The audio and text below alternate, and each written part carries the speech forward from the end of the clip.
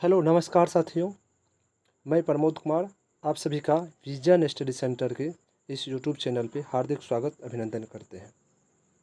साथियों, Bihar board matric exam 2025 में भौतिकी के अंतर्गत एक चैप्टर है मानव नेत्र। तो मानव नेत्र से जितना भी महत्वपूर्ण वस्तुनिष्ठ प्रश्न बन सकता है, तो उन सभी प्रश्नों का हम संग्रह लेकर के आए हैं। अगर आप लोग ये सभी प्रश्न देख करके जाते हैं तो मानव नेत्र से एक भी प्रश्न आप लोग को नहीं छूटेगा। अर्थात कह सकते हैं हम कि आपका मानव नेत्र से जो भी वस्तुनिष्ठ प्रश्न बनेगा वो आज जो हम बता रहे हैं इसी से रहेगा।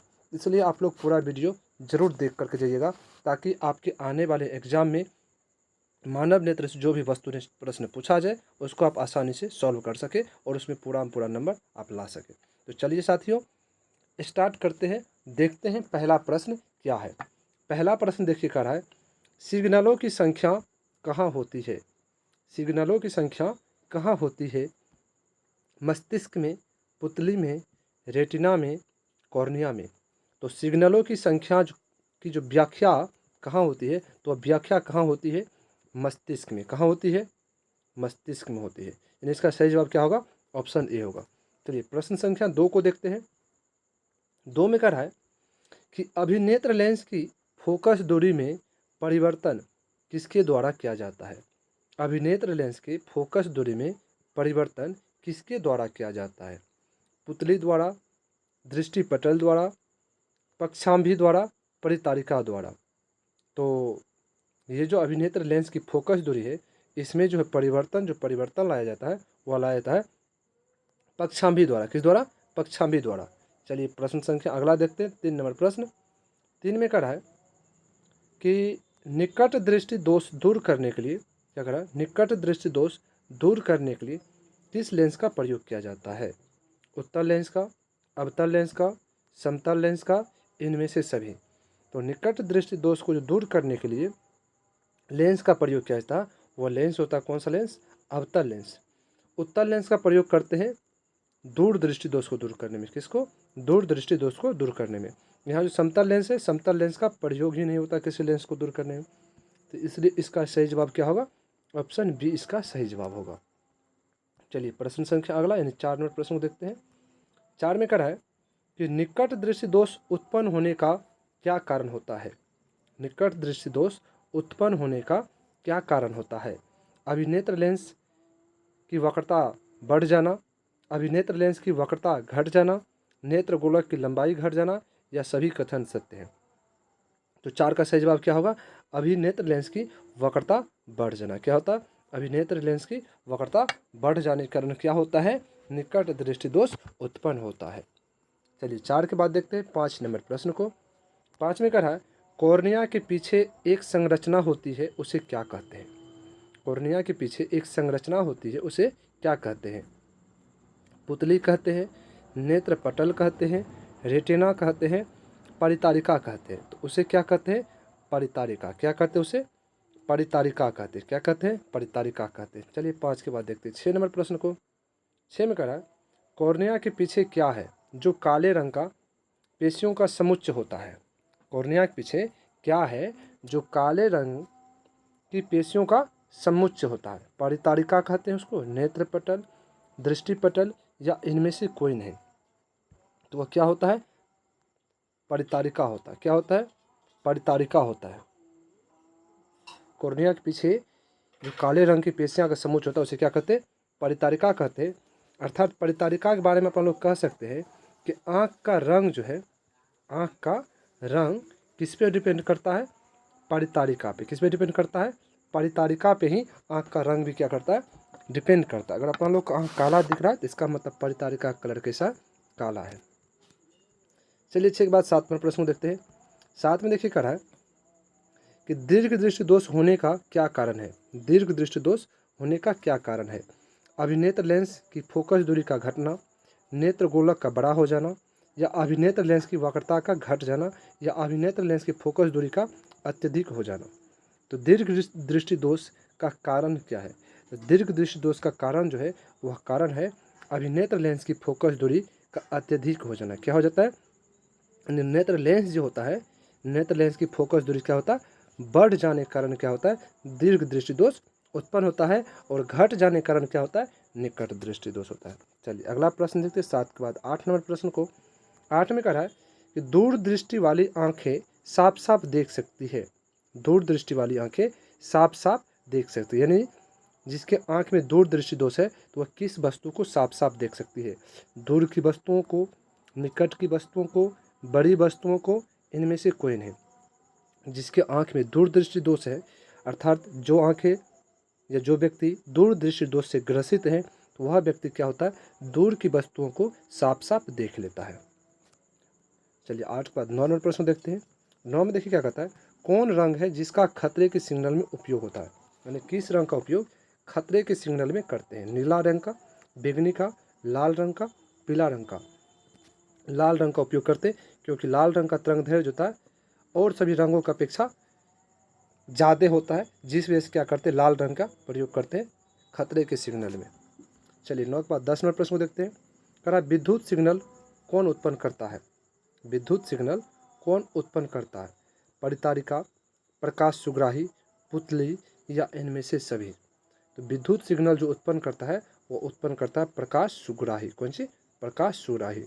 अर्थात रेटिना पर जो किसी वस्तु का प्रतिबिंब बनता है तो वह प्रतिबिंब की सूचना जो मस्तिष्क तक पहुंचाने का काम करता है, ये प्रकाश सुग्राही काम करता है। इसी को प्रकाश स्नायु भी कहते हैं। चलिए 10 के बाद 11 नंबर प्रश्न देखते हैं। 11 में देखिए कह रहा है कि नेत्र में प्रवेश करने वाले प्रकाश किरणों का अधिकांश अपवर्तन कहाँ होता है। नेत्र में प्रवेश करने वाले प्रकाश किरणों का अधिकांश अपवर्तन, क्या अपवर्तन कहाँ होता है, नेत्रोद अंतरपृष्ठ पर, अभिनेत्र के अंतरपृष्ठ पर, कॉर्निया के बाहरी पृष्ठ पर, या इनमें से कोई नहीं। तो 11 का सही जवाब क्या होगा, कॉर्निया के बाहरी पृष्ठ पर क्या होता है, अत्यधिक प्रकाश किरणों का अपवर्तन होता है। 11 के बाद देखते हैं 12 नंबर प्रश्न को। 12 में कह रहा आँख में प्रवेश करने वाली प्रकाश की मात्रा को नियंत्रित कौन करता है। आँख में प्रवेश करने वाली प्रकाश की मात्रा को नियंत्रित कौन करता है, परितारिका, पक्षांबी पेशियाँ, पुतली या लेंस। तो आँख में प्रवेश करने वाली प्रकाश की मात्रा को नियंत्रित करने का काम कौन करता है, परितारिका। कौन करता है, परितारिका नियंत्रित करता है। यही क्या करता है, फैल के और सिकुड़ करके क्या करता है, प्रकाश के प्रवेश करने से क्या करता है, उसको नियंत्रित करने का काम करता है। तो आँख में कितना प्रकाश किरणें जाना चाहिए, कितना नहीं जाना चाहिए। इसी वजह से होता है कि जब अपने लोग धूप में निकलते हैं तो आँख क्या करते हैं, पूरा फैलाते हैं। वही जब क्या होता है, अंधेरा में जाते हैं तो आँख क्या करते हैं, नहीं धूप में जाते क्या करते हैं, फैलाते हैं, तो सिकुड़वाते हैं, और अंधेरा में जाते हैं उसको फैलाते हैं। फैलाते इसलिए ताकि आँख में क्या हो, अत्यधिक प्रकाश किरणें जाए और आसानी से हम क्या कर सकते हैं, किसी वस्तु को देख सकते हैं। और धूप में क्या होता है, उसको सिकुड़ जाता है, इसलिए क्योंकि होता है कि उसकी किसी वस्तु को देखने के लिए जितना प्रकाश की आवश्यकता होती है उससे अधिक मात्रा में प्रकाश किरणें आँखों में प्रवेश करने लगती है। इसी वजह से क्या होता है, वो सिकुड़ कर क्या होता है, प्रकाश किरणों को नियंत्रित करने का काम करता है। चलिए 12 की बात देखते हैं 13 नंबर प्रश्न को। 13 में कह रहा दृष्टि निर्बंध सिद्धांत का उपयोग कहाँ होता है, दृष्टि निर्बंध सिद्धांत का उपयोग कहाँ होता है, चलचित्र प्रक्षेपण में, फोटोग्राफी कैमरे में, सूक्ष्मदर्शी में, इनमें से कोई नहीं। तो दृष्टि निर्बंध सिद्धांत का जो उपयोग होता है कहाँ उपयोग करते हैं लोग, इसका चलचित्र प्रक्षेपण में। कहाँ करते हैं, चलचित्र प्रक्षेपण में दृष्टि निर्बंध का सिद्धांत का उपयोग करते हैं। चलिए 13 के बाद देखते हैं 14 नंबर प्रश्न को। 14 में कहा वस्तु को हटा लेने के बाद भी नेत्र पटल पर प्रतिबिंब कितने सेकंड तक बना रहता है, यानी वस्तु को हटा लेने के बाद भी नेत्र पटल पर प्रतिबिंब कितने सेकंड तक बना रहता है, 1/10 सेकंड, 1/20 सेकंड, 1/16 सेकंड या 1/5 सेकंड। तो 14 का सही जवाब क्या होगा, 1/10 सेकंड तक क्या होता है, किसी वस्तु का प्रतिबिंब हमारे आँखों पर या रेटिना पर बना रहता है। चलिए 14 के बाद देखते हैं 15 नंबर प्रश्न को। 15 में कहा नेत्र में किसी वस्तु का बना प्रतिबिंब होता है, नेत्र में किसी वस्तु का बना प्रतिबिंब होता है, कैसा होता है, काल्पनिक सीधा और छोटा, काल्पनिक उल्टा तथा बड़ा, वास्तविक उल्टा तथा छोटा, वास्तविक उल्टा तथा बड़ा। तो आँख में जो है इन रेटिना पर जो कोई वस्तु का प्रतिबिंब बनता है वो बनता है वास्तविक उल्टा और छोटा। क्या बनता है, वास्तविक उल्टा और छोटा प्रतिबिंब बनता है। याद रखिए ये क्वेश्चन आपके एग्जाम के लिए काफ़ी इंपॉर्टेंट है। चलिए 15 के बाद देखते हैं 16 नंबर प्रश्न को। 16 में कहा एक स्वस्थ मानव नेत्र के लिए निकट तथा दूर बिंदु क्रमशः होता है। तो निकट बिंदु और दूर बिंदु क्या होता है, 0 एवं 25 मीटर, 0 अनंत, 25 सेंटीमीटर, 250 सेंटीमीटर, 25 सेंटीमीटर अनंत। देखिए एक स्वस्थ आँख के लिए जो होता है निकट बिंदु होता है 25 सेंटीमीटर और दूर बिंदु क्या होता है अनंत, क्या होता है अनंत होता है, यानी ऑप्शन डी क्या होगा सही जवाब होगा। चलिए 16 के बाद देखते हैं 17 नंबर प्रश्न को।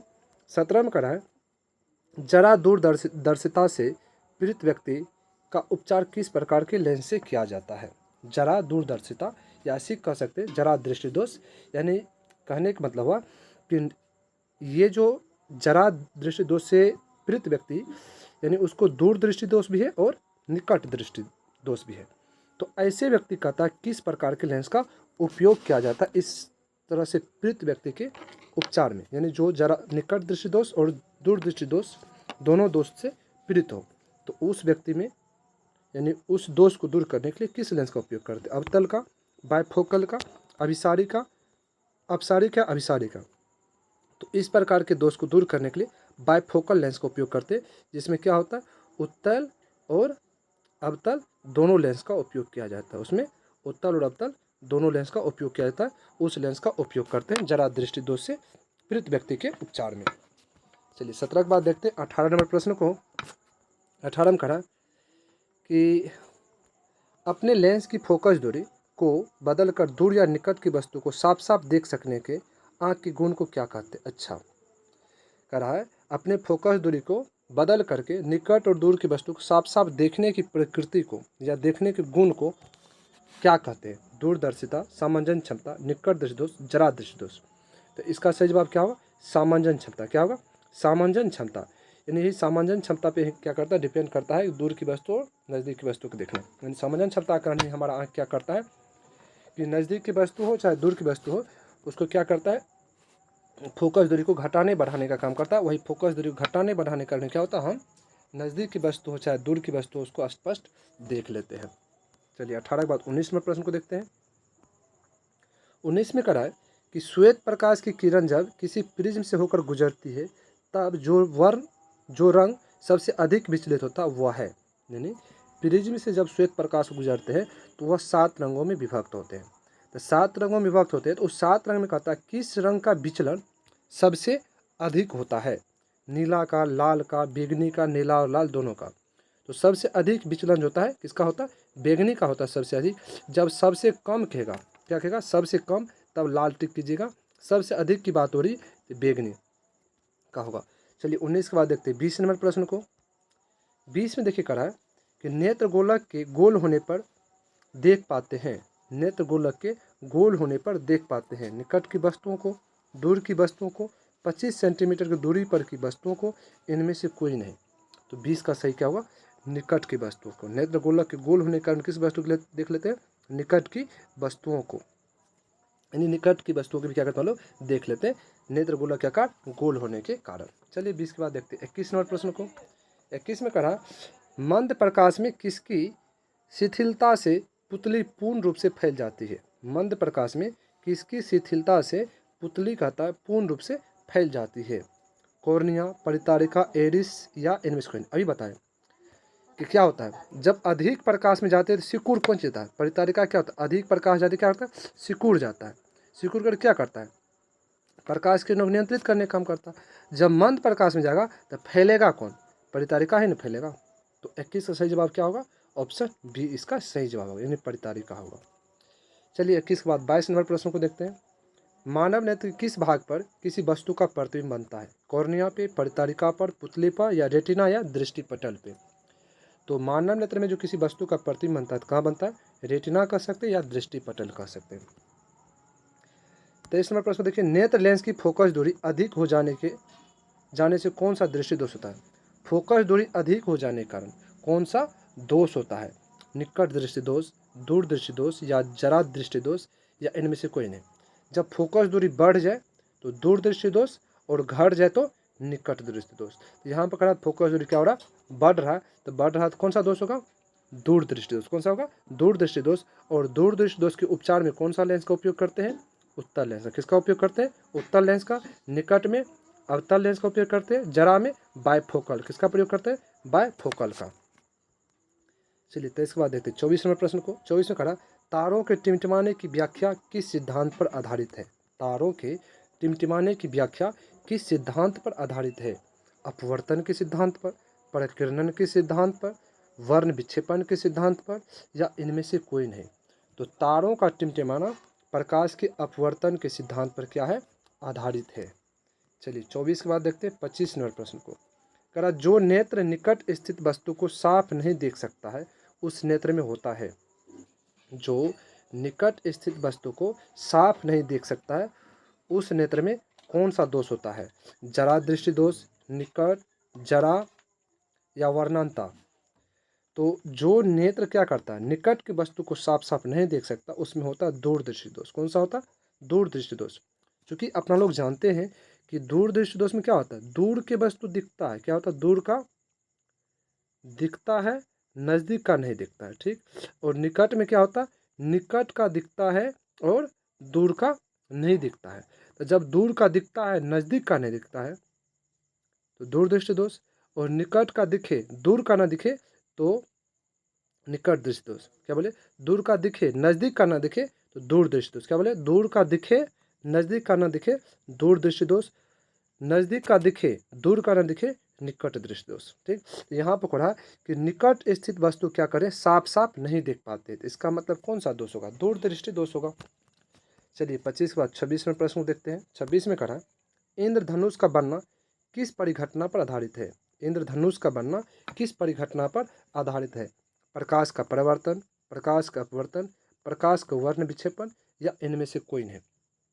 तो 26 का सही जवाब क्या होगा, किस वजह से इंद्रधनुष बनता है, तो प्रकाश के वर्ण विक्षेपण के कारण। किस कारण, प्रकाश के वर्ण विक्षेपण के कारण ये इंद्रधनुष बनता है। ये किस समय बनता है, बारिश के मौसम बनता है। बारिश के मौसम में अगर सूर्य अगर क्या हो, पूर्व दिशा में हो, तो इंद्रधनुष आपको किस दिशा में देखेगा, पश्चिम दिशा में देखेगा। अगर बारिश के समय में सूर्य अगर पश्चिम दिशा में हो तो इंद्रधनुष आपको पूर्व दिशा में दिखेगा। चलिए 26 के बाद देखते हैं 27 नंबर प्रश्न को। दृश्य प्रकाश में किस वर्ण का तरंगदैर्घ्य सबसे अधिक होता है। दृश्य प्रकाश में किस प्रकाश का तरंगदैर्घ्य सबसे अधिक होता है, बैंगनी का, लाल का, नीला का, पीला का। तो सबसे अधिक तरंगदैर्घ्य जो होता है लाल का होता है। सबसे अधिक तरंगदैर्घ्य लाल का होने के कारण ही लाल रंग का प्रयोग क्या करते हैं लोग, खतरा के संकेत के रूप में उपयोग करते हैं। चलिए 27 के बाद 28 में प्रश्न को देखते हैं।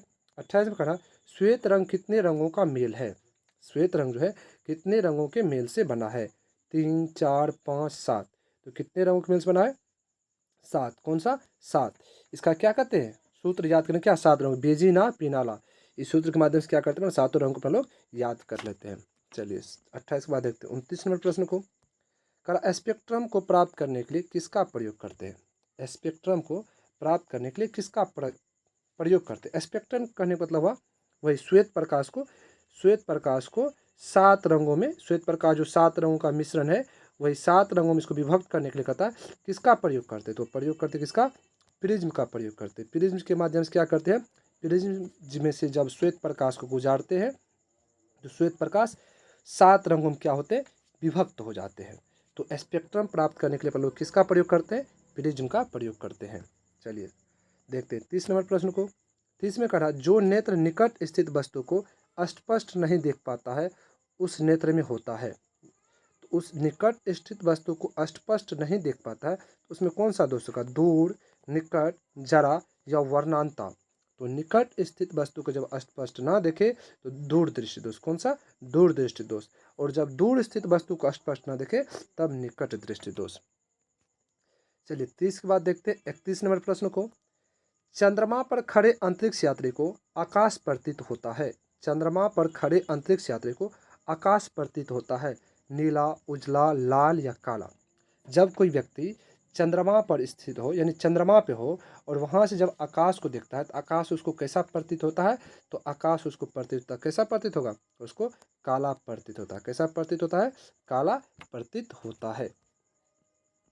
चलिए 31 के बाद देखते हैं 32वें प्रश्न को। 32 में कह रहा नेत्र की सामंजन क्षमता कम हो जाने से उत्पन्न होता है। नेत्र की अगर सामंजन क्षमता कम हो जाए तो कौन सा दोष उत्पन्न होगा, निकट दृष्टि दोष, दूर दृष्टि दोष, जरा दृष्टि दोष या वर्णांता। नेत्र लेंस की जब सामंजन क्षमता घट जाती है तो कौन सा दोष उत्पन्न होगा, जरा दृष्टि दोष। क्या होगा, जरा दृष्टि दोष उत्पन्न होगा। क्योंकि सामंजन क्षमता घट गया तो अब फोकस दूरी को नियंत्रित ही नहीं कर पाता। जब नियंत्रित नहीं कर पाता है तो होगा क्या, कभी दूर के वस्तु उसको दिखेगा तो नज़दीक का नहीं, और कभी नज़दीक का दिखेगा तो दूर का नहीं। तो इस प्रकार का जब दोष उत्पन्न होगा तो उस दोष को हम लोग बोलते हैं जरा दृष्टि दोष बोलते हैं। चलिए दोस्त, अगला प्रश्न देखते हैं। 33 नंबर क्या कहा, देखिए 33 में कहा कि किस दृष्टि दोष में किसी वस्तु का प्रतिबिंब रेटिना के आगे बनता है। किस दृष्टि दोष में किसी वस्तु का प्रतिबिंब रेटिना के आगे बनता है।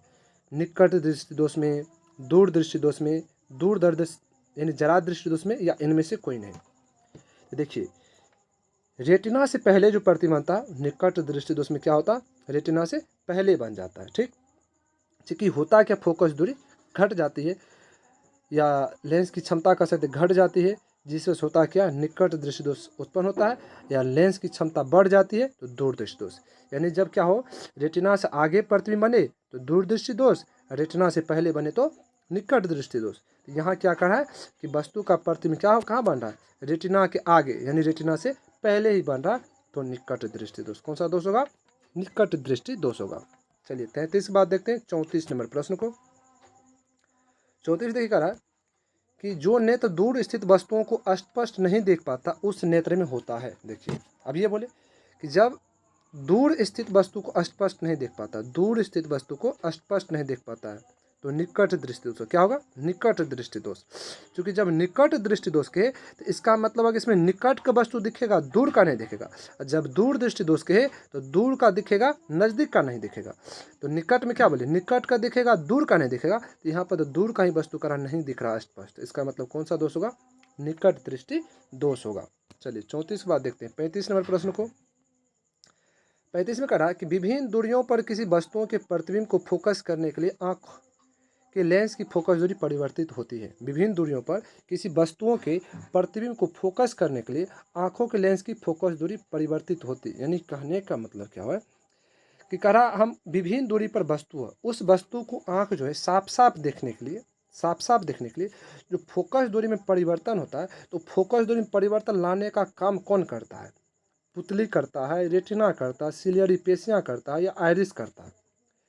तो फोकस दूरी में जो परिवर्तन लाने का काम करता है वो कौन करता है, सिलियरी पेशियाँ या सिलियरी मांसपेशियाँ की वजह से क्या होता है, फोकस दूरी नियंत्रित होता है। जब सिलियरी मांसपेशी फैलता है, क्या होता है, फैलता है तो लेंस की क्षमता क्या होती, बढ़ता है। जब वो सिकुड़ता है तो लेंस की क्षमता क्या होती, घटता है। यही सिलियरी मांसपेशियाँ की वजह से क्या होता है, नेत्र लेंस की फोकस दूरी क्या होती, संयोजित होती है, समानुजित होती है। यानी वह क्या होती, फोकस दूरी को नियंत्रित करने का काम करता है। चलिए 35 के बाद देखते हैं 36 नंबर प्रश्न को। 36 में किसी कोलाइडी विलयन में निलंबित कणों से प्रकाश के परिकिरणन को कहा जाता है। किसी कोलाइडी विलयन में निलंबित कणों से प्रकाश के परिकिरणन को कहा जाता है। वायुमंडलीय प्रभाव, टिंडल प्रभाव, यहाँ पे किंडल नहीं होगा बट टिंडल प्रभाव कर लीजिएगा, टिंडल प्रभाव या क्विंटल प्रभाव। देखिए यहाँ नाम ये अलग अलग दे दिया है, तो इसका सही जवाब क्या होगा, किसी कोलाइडी विलयन में निलंबित कणों से प्रकाश के परिकिरणन को क्या कहेंगे, तो प्रकाश के परिकिरणन कहेंगे टिंडल प्रभाव। क्या कहेंगे इसको, टिंडल प्रभाव कहेंगे।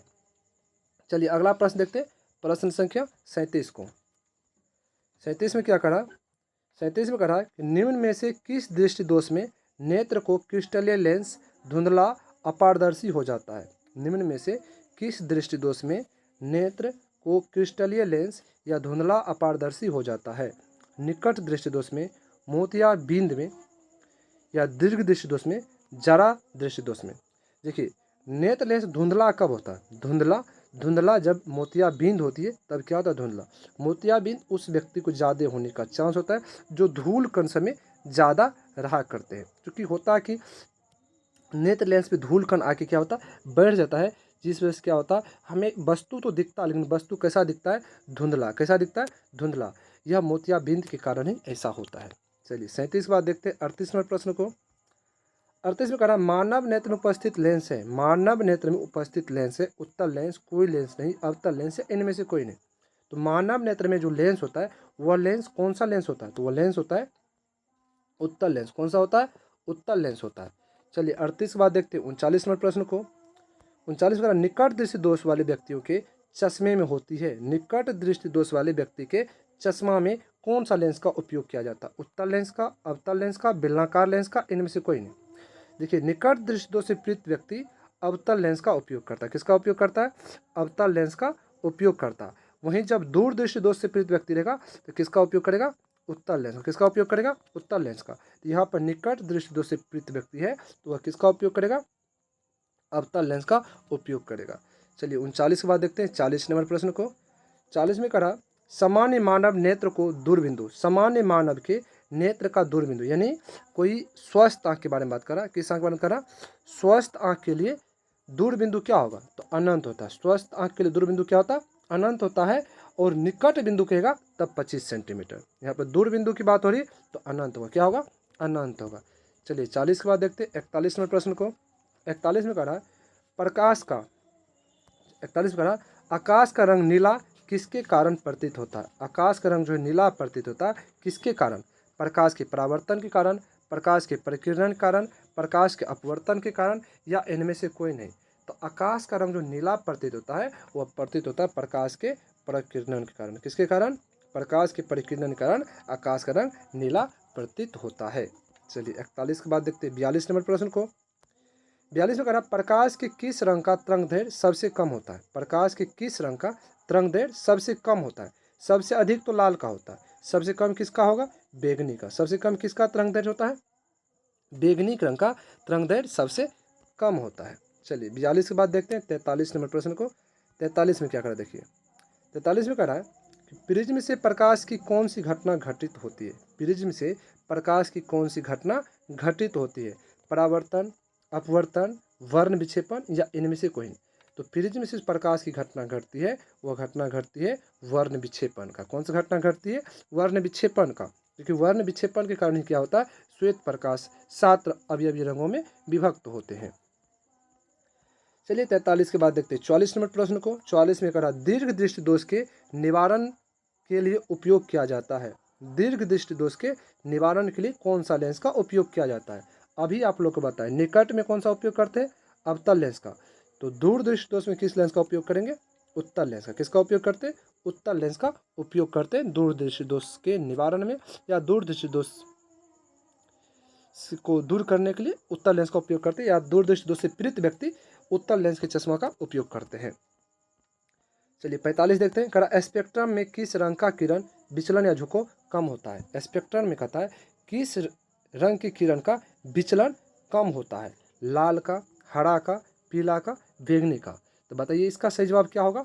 इसका सही जवाब होगा लाल। लाल रंग का क्या होता है? झुकाव सबसे कम होता है। जब क्या होता है? प्रिज्म से प्रकाश को अपन लोग क्या करते हैं? परिकिरणित करवाते हैं तब। चलिए अगला सुनिए 45 के बाद 46 प्रश्न को देखते हैं। 46 में कहा है तो नेत्र गोलक का व्यास लगभग होता है। नेत्र गोलक का व्यास कितना होता है? 2.3 सेंटीमीटर, 2.4 सेंटीमीटर, 3.3 सेंटीमीटर, 3.4 सेंटीमीटर। तो नेत्र गोलक का व्यास जो होता है लगभग 2.3 सेंटीमीटर के बराबर होता है नेत्र गोलक का व्यास। चलिए 46 बार देखते हैं 47वें प्रश्न को। किसी माध्यम में छोटे छोटे कणों के निलंबन को कहा जाता है। किसी माध्यम में छोटे छोटे कणों के निलंबन को क्या कहते हैं? कोलाइड, पुंज, प्रकाश, या इनमें से कोई नहीं। तो किसी माध्यम में छोटे छोटे कणों के निलंबन को क्या कहते हैं? अपन लोग कहते हैं कोलाइड। क्या कहते हैं उसको? कोलाइड कहते हैं। चलिए 47 बार देखते हैं 48वें प्रश्न को। 48 में कहा यदि किसी वस्तु का प्रतिबिंब रेटिना के पीछे बनता है, यदि किसी वस्तु का प्रतिबिंब रेटिना के पीछे बनता है तो वह व्यक्ति किस दोष से पीड़ित होगा?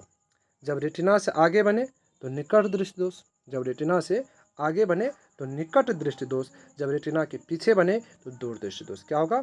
दूर दृष्टि दोष। यानी रेटिना के पीछे किसी वस्तु का प्रतिबिंब बन रहा है तो वह दूर दृष्टि दोष से पीड़ित है, और इस दोष से दूर, यानी इस दोष का निवारण के लिए अपन लोग उत्तल लेंस का क्या करते हैं?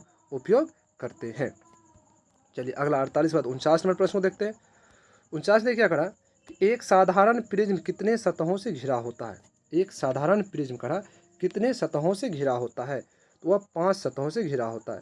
यानी 3 सतह क्या होता है उसका? आयताकार होता है। क्या होता है? आयताकार होता है। और 2 सतह त्रिभुजाकार होता है। क्या होता है?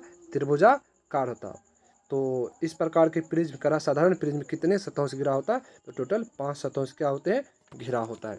चलिए अगला प्रश्न देखते हैं 50, और यह क्या है? इस चैप्टर का लास्ट प्रश्न है। करा आँख व्यवहार होता है, आँख का व्यवहार होता है अवतल दर्पण की तरह, उत्तल लेंस की तरह, समतल दर्पण की तरह, या इनमें से कोई नहीं। तो आँख का व्यवहार जो होता है उत्तल लेंस की भांति आँख का व्यवहार होता है। क्या होता है? उत्तल लेंस की भांति आँख का व्यवहार होता है। दोस्तों ये लास्ट प्रश्न था। अगर आप लोग ये सभी प्रश्न अगर आप लोग देख के जाते हैं तो हम 100% गारंटी के साथ कह सकते हैं कि मानव नेत्र से आपको एक भी प्रश्न इससे बाहर क्या होगा? आप लोगों से नहीं पूछा जाएगा। तो इसलिए दोस्त आप लोग क्या कीजिएगा? पूरा प्रश्न जरूर देख करके जाइएगा, ताकि आपका जो 2025 मैट्रिक बोर्ड एग्जाम है उसमें क्या हो, आप लोग से एक भी प्रश्न ना छूटे, आप लोग पूरा पूरा नंबर लावे। तो ठीक है दोस्त, आप लोग को वीडियो अच्छा लगता है जरूर आप लोग चैनल को सब्सक्राइब कर लीजिएगा, साथ ही साथ वीडियो को लाइक कर लीजिएगा। चलिए आज यहीं तक।